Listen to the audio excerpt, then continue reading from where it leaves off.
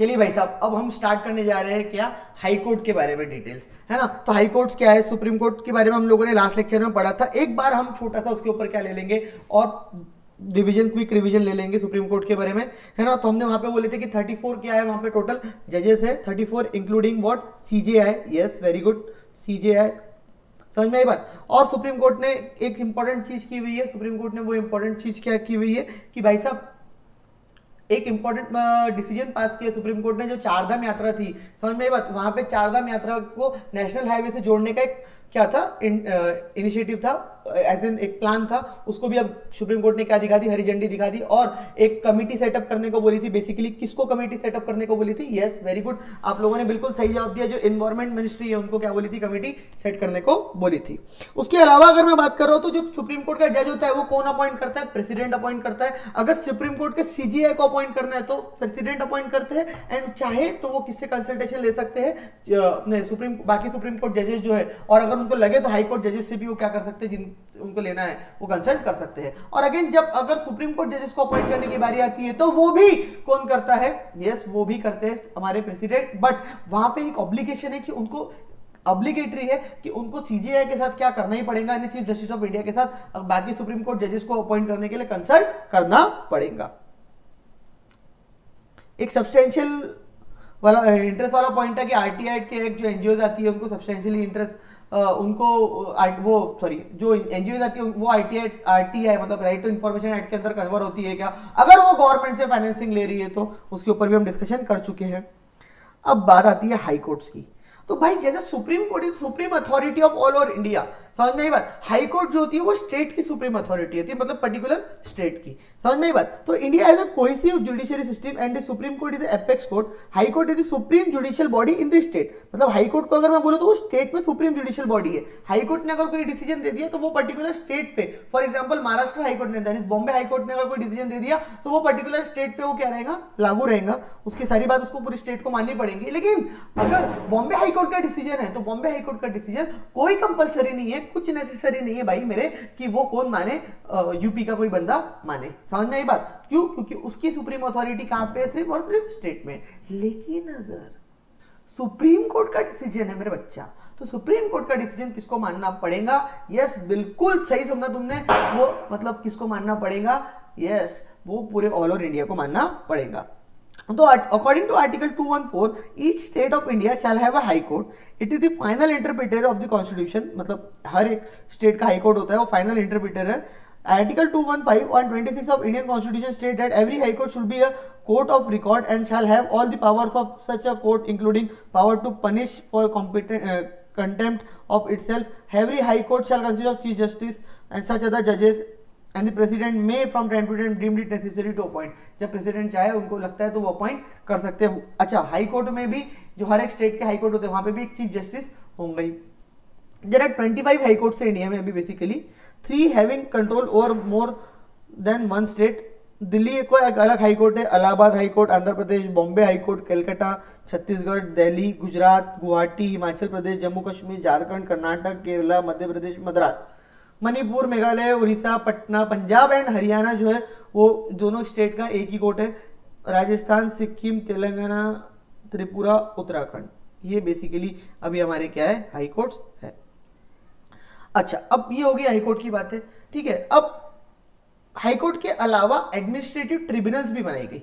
मतलब गवर्नमेंट ने क्या करी, गवर्नमेंट ने कुछ स्पेसिफिक मैटर्स से रिलेटेड चीजों के लिए अलग से एक ट्रिब्यूनल्स बना दी, मतलब लोअर कोर्ट जिसको हम बोल सकते हैं, बट वो स्पेसिफिक मैटर्स के लिए। जैसे अगर किसी का आपने जुर्म कर दिया, मर्डर कर दिया, तो आप वो मैटर लेके कहां पे जाओगे? यस, आप वो मैटर लेके जाओगे सिंपली अपने डिस्ट्रिक्ट कोर्ट में, समझ में आई बात। लेकिन अगर कोई फॉर एग्जांपल इनकम टैक्स से रिलेटेड मैटर होता है या कंपनी लॉ से रिलेटेड मैटर होता है, तो वो इस तरीके से डिस्ट्रिक्ट कोर्ट में नहीं जाते उसको लेके। क्यों? क्योंकि ऑलरेडी उनके पास बहुत सारे क्या काम है, समझ में आई बात। तो वो ये मैटर्स पे इतना ज्यादा ध्यान नहीं दे पाते और यहाँ पे टाइमली डिसीजन नहीं आ पाता। तो बेसिकली गवर्नमेंट ने क्या करा है, कुछ ट्रिब्यूनल्स बनाई है जो कि इंपॉर्टेंट मैटर्स है और जिनके ऊपर प्रॉपर और फास्ट डिसीजन आना क्या है, जरूरी है। अदरवाइज एज अ कंट्री, हमारी कंट्री को क्या होगा, लॉस होगा, हमारी कंट्री को क्या होगा, लॉस। तो the enactment of administrative tribunals act 1985 open a new chapter in sphere of administering justice to the aggrieved government servants.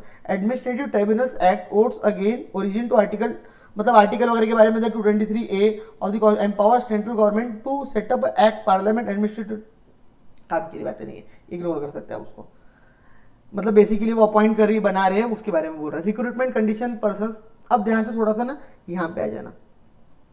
The administrative tribunal exercise jurisdiction only in relation to the service matters of the litigation covered by the act। मतलब जो भी administrative tribunal बनाए जाएंगे वो particular act के अंदर ही काम कर पाएंगे। वैसे फॉर एग्जांपल आईट्रेट करके है, इनकम टैक्स एपेलेट ट्रिब्यूनल, समझ में आई बात। दूसरा आपका अगर मैं बात करूं तो कंपनी लॉ ट्रिब्यूनल है, कंपनी लॉ एपेलेट ट्रिब्यूनल है, समझ में आई बात। तो ये बेसिकली जैसे आईट्रेट है वो इनकम टैक्स से रिलेटेड मैटर्स की बात करता है, वो उससे रिलेटेड डिसीजन ही देता है। मतलब इनकम टैक्स से कोई भी रिलेटेड डिसीजन कोई केस होगा तो हम डिस्ट्रिक्ट कोर्ट के पास नहीं जाएंगे, हम जाएंगे आईटेट के पास। कंपनी लॉ से रिलेटेड कोई भी केस होगा हम वो जाएंगे उसके पास, उसके लिए एनसीएलटी के पास, हम डिस्ट्रिक्ट कोर्ट के पास नहीं जाएंगे। हाँ, इनके बाद फिर हम लोग कहां जा सकते हैं, हाई कोर्ट में जा सकते हैं, उसमें कोई दिक्कत नहीं। और हाई कोर्ट से फिर सुप्रीम कोर्ट में जा सकते हैं। बेसिकली जो डिस्ट्रिक्ट कोर्ट्स होते हैं, जो सबऑर्डिनेट कोर्ट होते हैं, उन लोगों के लिए, उन लोगों के ऊपर ऑलरेडी इतना ज्यादा काम का बर्डन है, प्रेशर है, तो वो इस केसेस को प्रॉपर्ली हैंडल नहीं कर पाते थे, इसीलिए अलग से गवर्नमेंट ने क्या कर दी है, बॉडीज बना दी है। The procedural simplicity of the act can be appreciated from the fact that the aggrieved person can also appear before it personally। अच्छा क्या बात है, मतलब अगर aggrieved person चाहे तो वो भी पर्सनली वहां पे क्या हो सकता है, खड़ा हो सकता है, उसको कोई वकील वगैरह की जरूरत नहीं है। अदरवाइज बाकी कोर्ट्स में तो क्या है, कंपलसरी वकील की जरूरत है। The government can present its case in departmental officers और legal practitioner, thus the objective of the tribunal is to provide for speedy and inexpensive justice to litigation. देखो ट्रिब्यूनल्स वगैरह में अगर मैं बात करूँ ना तो लॉयर्स की जरूरत नहीं पड़ती है, मतलब कंपलसरी नहीं कि लॉयर्स ही होना चाहिए वहां पे। जैसे चार्टेड अकाउंटेंट है, कंपनी सेक्रेटरीज है, तो ये लोग भी क्या कर सकते हैं, अपने क्लाइंट को रिप्रेजेंट कर सकते हैं। मतलब कंपनी सेक्रेटरी भी एनसीएलटी में जाके अपने क्लाइंट को रिप्रेजेंट कर सकते हैं, कोई दिक्कत नहीं है। लेकिन अगर आप हाई कोर्ट वगैरह की बात कर रहे हो, सुप्रीम कोर्ट की बात कर रहे हो, तो आपको लॉयर एलएलबी की डिग्री होना बहुत ज्यादा क्या है, कंपलसरी है, बहुत ज्यादा क्या कंपलसरी है। The government can pursue its departmental officer. The act provides establishment of Central Administrative Tribunal (CAT), the State Administrative Tribunal. The CAT was set up on 1st October 1985. There are 17 benches and 21 circuit benches in Central Administrative tribunal और India in addition to ministers department. मतलब वो सब tribunal cat हुई है। अब सबसे important हम लोगों को ये दो के बारे में पढ़ना है एक्चुअली, ऐसे तो बहुत सारी है लेकिन हम लोगों को दो के बारे में पढ़ना है, that is national company law tribunal and another is national company law appellate tribunal. National law company law tribunal और national company law appellate tribunal. The central government has constituted national company law tribunal under section 408 of companies act 2013। Central government ने national company law tribunal को set up किया under 408 जो companies act का section है। In first page the ministry of corporate affairs has set up 11 benches, 1 principal bench at New Delhi and 10 benches at New Delhi, Ahmedabad, Allahabad, Bangalore, Chandigarh, Chennai, Guwahati, Hyderabad, Kolkata and Mumbai. देखो मतलब national company law tribunal की अलग अलग बेंचेस भी बनाई गई, समझ में बात, यानी एक ही जगह पे काम नहीं होता है। टोटल यहाँ पे कितनी जगह पे काम होता है, 11 जगह पे क्या होता है, काम होता है। जो मेन उसका हेड ऑफिस है वो दिल्ली में है और उसके बाद उसकी बेंचेस क्या कहाँ है, अलग अलग सिटीज में है, इंक्लूडिंग न्यू दिल्ली में एक बेंचेस और है। मतलब 10 बेंचेस है जहाँ पे उससे रिलेटेड मैटर्स पे डिस्कस किया जाता है, डीलिंग की जाती है। This benches will be headed by the president and 16 judicial members and 9 technical members at different location. मतलब प्रेसिडेंट तो हेड होते ही है, उसके अलावा 16 जुडिशियल मेंबर्स भी इसके हेड है और साथ ही साथ 9 टेक्निकल मेंबर्स जो है, समझ में बात, जो पर्टिकुलर एरिया से रिलेटेड है वो भी इसके क्या है, मेंबर्स है। मतलब वो इसको क्या करते हैं, हेड करते हैं, ठीक है। तो बेसिकली अगर कंपनी लॉ से कोई रिलेटेड मैटर है तो यू शुड गो कहाँ पे, कंपनी लॉ ट्रिब्यूनल में, या कि सीधा हाई कोर्ट में चले जाओ या डिस्ट्रिक्ट कोर्ट में चले जाओ, ये बात ध्यान रखने वाली है इतना। National company law appellate tribunal, मतलब अब नेशनल कंपनी लॉ के अगेंस्ट में आपको जाना है। आप बोल रहे यार नहीं, एनसीएलटी के पास में गया था, उसके वहां पे मेरा प्रॉब्लम सॉल्व नहीं हुआ, उल्टा मेरे को वहां पे क्या हो गया, नुकसान हो गया, दिक्कत हो गई, मैं एग्रीड हूं, मतलब मेरे को दिक्कत हुई है, तो भाई साहब तो टेंशन की बात ही नहीं है ना। आप चले जाओ कहां पे, एनसीएलटी में, मतलब national company law appellate tribunal में। National company law appellate tribunal was constituted under 410 of the companies act for hearing appeals against the order of national company law tribunal. मतलब अपील किसके अगेंस्ट में, जो national company law tribunal है उसके against में जो appeals है वो कहां पे करी जाएंगी, एनसीएलएटी में। NCLAT is also appellate tribunal, इसके अलावा भी और काम करती है appellate tribunal hearings against order pass by NCLT under section 61 of insolvency and bankruptcy act. IBC एक एक्ट लेके आया गया जहाँ पे ये जो इंसॉल्वेंट लोग हो रहे हैं, समझ में आ रही बात, बैंकक्रप्ट हो रहे हैं, उनके लिए। तो बेसिकली उसके अगेंस्ट भी अगर कुछ मैटर है जो NCLT में सॉल्व नहीं हो पाया है, वहाँ पे दिक्कत है, तो फिर वो यहाँ पे भी लाया जा सकता है। ये सारे मैटर्स है। तो बेसिकली आपको ये दो याद रखने हैं, एक है NCLT national company law tribunal और दूसरी है national company law appellate tribunal. आप इसके अगेंस्ट में यहाँ पे जा सकते हो। मैं ज्यादा एकदम अंदर तक डीप में नहीं जा रहा हूँ, उसका रीजन समझो बेटा, ये सब आपको एग्जीक्यूटिव में, कंपनी लॉ में, टैक्सेशन में सब कुछ दिया हुआ है। द पॉइंट इज दैट वहां पे आप पूरा बेसिक से लेके एंड पे आओगे तो आपको क्लैरिटी बढ़ेगी। यहाँ पे मैं अगर एकदम से सब कुछ आपको बता दूं, मतलब कुछ लॉ के टीचर्स है जो मतलब बता रहे पूरी चीज बता दी, अरे भाई समझ तो जाओ बच्चे की कैपेसिटी, अभी वो बच्चा जस्ट एंटर हुआ है फील्ड में, समझ में आई बात। तो कोई पेपर से उसका कोई दूर दूर तक रिलेशन नहीं है। नॉलेज की अगर मैं बात करूं तो ये सारा नॉलेज आपको बहुत डिटेल में कहां पे मिलेगा, नेक्स्ट लेवल पे, दैट इज आपके एग्जीक्यूटिव पे। तो ये सब बातें यहां पे हो गई। तो यहाँ के NCLT के जो चेयरपर्सन है honourable justice Shri SJ Mukhopadhaya, former जज और फॉर्मर मतलब पहले जो सुप्रीम कोर्ट के जज थे, वो चेयरपर्सन है NCLT के। यानी आप समझ रहे हो कि कितने बड़े बड़े लोगों के हाथ में है वो भी। Institute of company secretaries of India, क्या खुशी आ गई मेरे बच्चों के चेहरे पे, आ गया हमारा इंस्टीट्यूट। उसके बारे में अब कुछ आपको बताया जा रहा है। सर उसके बारे में आप क्या बताओगे, हम आपसे ज्यादा जानते हैं, क्या बात है, ये जानते होंगे, but still the institute of company secretary is the only recognised professional body in India to develop and regulate, is the only developed and regulated profession of company secretaries in India। Company secretaries of India के लिए कोई college नहीं है भाई। पहले ही तुम्हारे जो भी तुमको पूछता है, कोई कॉलेज वॉलेज नहीं होता है, एक ही इंस्टीट्यूट है हम लोगों का, that is institute of company secretaries of India. समझ में आई बात। तो कंपनी सेक्रेटरीज को बनाना, उनको रेगुलेट करना, मतलब तुम डेवलप कर रहे हो, तुम बना रहे हो, तुम बन रहे हो उनके अंडर अभी इंस्टीट्यूट के, और उसके बाद तुम बन जाओगे तो तुमको रेगुलेट करने का भी काम कौन ही करेंगी, हमारी और आपकी सिंपल सी एक इंस्टीट्यूट जिसका नाम है institute of company secretaries of India. क्या बात है। It is also a primary national professional body setup under act of parliament under companies act 1980। अब देखो बहुत लोगों को ये क्वेश्चन होता है कि जो इंस्टीट्यूट है वो बना कैसे। तो भाई साहब आपको मैं बता दूं, जो CS इंस्टीट्यूट है ना, even CS institute, CA institute और CWA that is also CMA institute है ना, वो जो बने हैं ये लॉ के अंतर्गत बनेगा ना। पार्लियामेंट में एक स्पेसिफिक एक्ट पास किया गया, कानून पास किया गया है, उसके अंडर ये क्या आते हैं। तो यानी कुछ आपके पापा मम्मी और उन सबको डाउट्स रहते हैं कि ये आप कौन से गवर्नमेंट कॉलेज है क्या, ये गवर्नमेंट है क्या या नॉन गवर्नमेंट है। भाई गवर्नमेंट के लॉ, गवर्नमेंट ने इसके लिए अलग से कानून बनाया, लॉ बनाया, और उसके अंदर ये कोर्स को क्या करा गया, डिजाइन किया गया। तो बिल्कुल ये पूरा का पूरा क्या है, गवर्नमेंट ही है, गवर्नमेंट का ही है। ICSI function under judiciary ministry of corporate affairs government of India. अब जो ICSI है वो किसके अंडर फंक्शन करता है, काम करता है, तो जो मिनिस्ट्री ऑफ कॉर्पोरेट अफेयर्स है, आपको याद होगा मैंने बताया था कौन है उसकी मिनिस्टर कौन है, yes Shrimati Nirmala Sitharaman ji is a minister of corporate affairs. The institute provides top quality education to the students of company secretary course, no doubt best quality standards to CS members. We all know that at present there are more than 60,000 members and 3 lakh students on the roll of ICSI। कितनी बड़ी बात है भाई, 3 lakh students है आज भी ICSI के role पे और 60,000 मेंबर्स। क्या बोलूं मैं, मतलब हम यानी आप जो बनोगे ये उन चुनिंदा लोगों में से होंगे जो 135 करोड़ की अराउंड पॉपुलेशन में से कुछ 60-70,000 80,000 के अंदर आप आ जाओगे, 70 के अंदर ही आ जाओगे। आई होप समझ में आई बात, क्या बात है। ICSI is headquarter at New Delhi, 4 regional office New Delhi, Chennai, Kolkata, Mumbai. उसके सेंटर से अलग अलग जगह पे, centre for corporate governance research के लिए नवी मुंबई में, हैदराबाद में एक सेंटर ऑफ एक्सीलेंस है, चैप्टर 74 चैप्टर से अक्रॉस इंडिया। बाप रे सब बड़ी बॉडी है, आप हल्के में मत लो। इसी के बेसिस पे हम आगे चल के क्या करेंगे, अपना पूरा जीवन बिताएंगे। हमारा institute ICSI has been contributing to the initiatives of government of India. अभी जैसे आप पैंडेमिक हुआ तब भी ICSI ने क्या किया, कंट्रीब्यूट किया, कहाँ पे प्राइम मिनिस्टर रिलीफ फंड में, समझ में आई बात। तो वो सारी चीजें। आईसीएसआई न्यूज, क्या न्यूज में भाई क्या रहता है, company secretaries amendment regulation act है 2020। अच्छा एक चीज यहाँ पे ये पूछ सकते हैं आपको पेपर में कि कंपनी सेक्रेटरीज जो बनते हो कौन से एक्ट के तहत है, 1980, सीएस एक्ट 1980 के तहत, सीएस एक्ट 1980 के तहत है। Clear.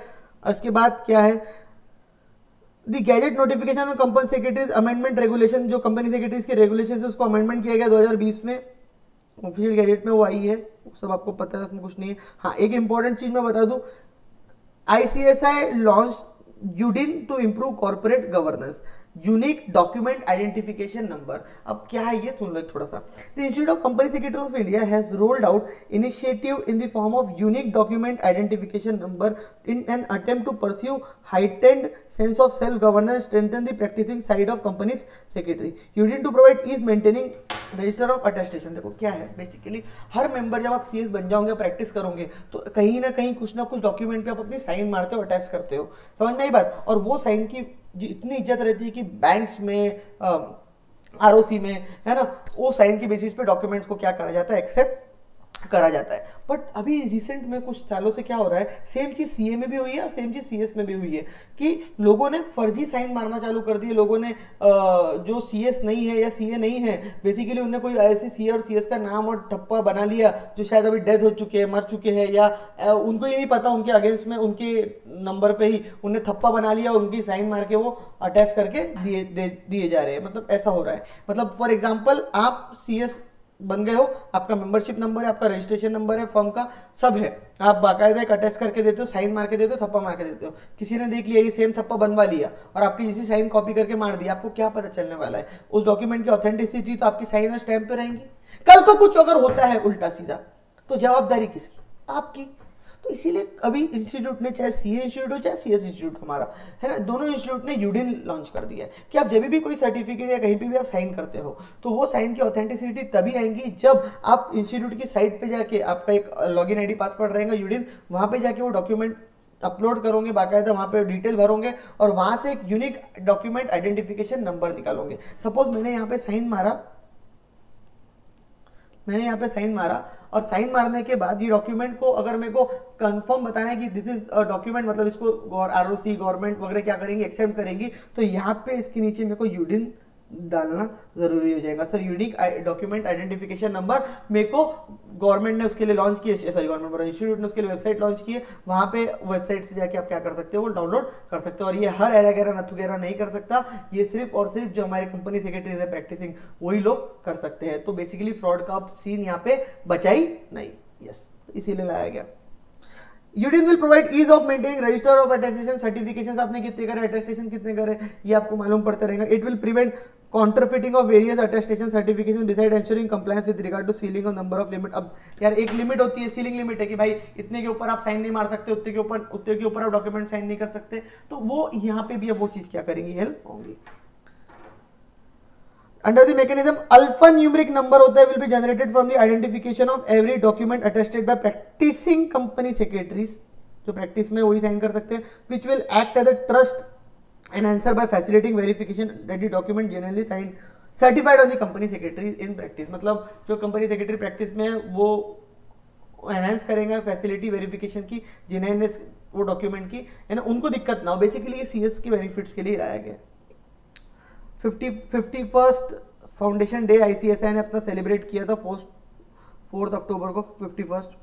47 national convention of company secretary अभी भी हुआ था उस साल, लास्ट ईयर ही, इसके बारे में आपको दिया है, कुछ नहीं है, ठीक है भाई। तो यहाँ पे हम लोगों ने अभी आईसीएसआई के बारे में भी पढ़ ली है। इसमें आपको ये मैं बोलूंगा कि एक्ट का नाम आप क्या करोगे, याद रखोगे, अपने इंस्टीट्यूट का एक्ट है, क्यों नहीं, आपकी हर बुक आपके मॉड्यूल पे पीछे दिया हुआ रहता है।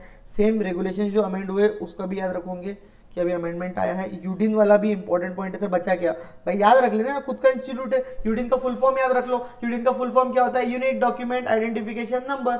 समझ में बात, क्या होता है, unique document identification number, compliance के लिए आया है। एनसीएलटी क्या होती है, हाईकोर्ट्स क्या होते हैं, यानी एनसीएलटी के अगेंस्ट में आप कहाँ जाओगे, एनसीएलएटी मतलब नेशनल कंपनी लॉ ट्रिब्यूनल के अगेंस्ट जाओगे, national company law appellate tribunal, समझ में बात। और उसके अगेंस्ट भी जाना है हाई कोर्ट, उसके अगेंस्ट जाना है सुप्रीम कोर्ट। सुप्रीम कोर्ट की फाइनल अथॉरिटी है, सबको माननी पड़ेंगी, मतलब पड़ेंगी। ये बात समझ ले भाई। सेम अगर मैं बात कर रहा हूँ सुप्रीम कोर्ट की, तो सुप्रीम कोर्ट की फाइनल अथॉरिटी है, वो सबको माननी पड़ेगी। ऐसा नहीं कि तुमने माने मैंने माना, नहीं। हाँ, स्टेट की अगर मैं बात कर रहा हूँ तो स्टेट के केस में सिंपल सी बात है कि हाई कोर्ट जो है, वो हाई कोर्ट का जो जजमेंट है वो स्टेट के ही लिए ही क्या होगा, एप्लीकेबल होगा। तो वापस से एक बार फास्टली, प्रेसिडेंट किसको अपॉइंट करता है, सीजीआई को अपॉइंट करता है in consultation with the, yes yes very good, in consultation with the supreme court जजेस एंड हाई कोर्ट जजेस। समझ में आई बात? अच्छा, ऑब्लिगेटरी क्या है, क्या उनसे पूछना पड़ेगा सुप्रीम कोर्ट जजेस से प्रेसिडेंट को जब वो सीजीआई को अपॉइंट कर रहा है? तो देखो ऑब्लिगेटरी नहीं है, इट इज नॉट ऑब्लिगेटरी। हाँ, पूछना पढ़ा तो पढ़ पूछना पड़ा उनको तो वो बिल्कुल पूछ सकते हैं, लेकिन सीजीआई को अपॉइंट करते समय पूछना पड़ेगा। लेकिन सीजीआई को अपॉइंट करते समय, sorry my mistake, other supreme court जजेस को अपॉइंट करते समय सीजीआई से कंसल्ट करनी पड़ेगी। ये बातें यहां तक हमारी क्या हुई, फिनिश। आगे बात नेक्स्ट वाले में करेंगे मेरा बच्चा।